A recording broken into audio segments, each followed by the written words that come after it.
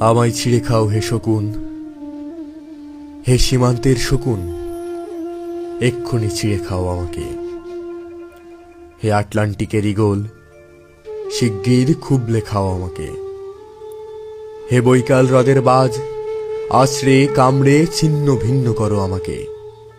আমার রক্তরসে শুধুই অসহায়ত্ব আর অভাব। কাগজের কামলারা তারে আদর করে মুদ্রাস্ফীতি ডাকে। ঋণের চাপে নীল হয়ে যাচ্ছে আমার অনুচক্রিকা। সংসার চালাতে অন্তরে হয় ইন্টারনাল ব্লিডিং। কি আশ্চর্য, তবু আমি মরছি না। ওদিকে দোজখের ভয়ে আত্মহত্যা করবারও সাহস পাই না আমি। খোদাকে বললাম আমি মরতে চাই। তিনি বললেন, বেঁচে আছো কে বলল?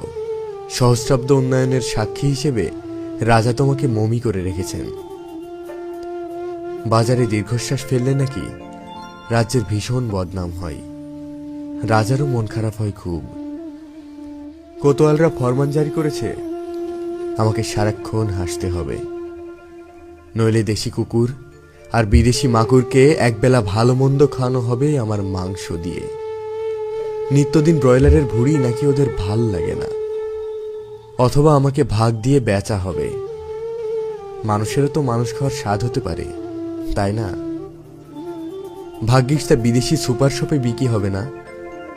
দেশি মানুষেরই তো হক বেশি আমাকে খাওয়ার।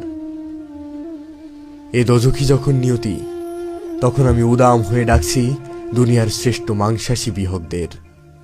হে ঈগল, চিল ও ভয়ঙ্কর বাজেরা, হে সাম্রাজ্যবাদী সাহসী শকুনিরা, তোমরা F-35 মতো, MiG-29 মতো দল বেঁধে হামলে পড়ো আমার বুকে।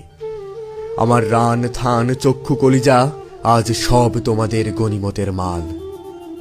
দেশি শুয়োর খুবলে খাওয়ার আগেই আমাকে ইচ্ছে মতো ছিঁড়ে খাও তোমরা।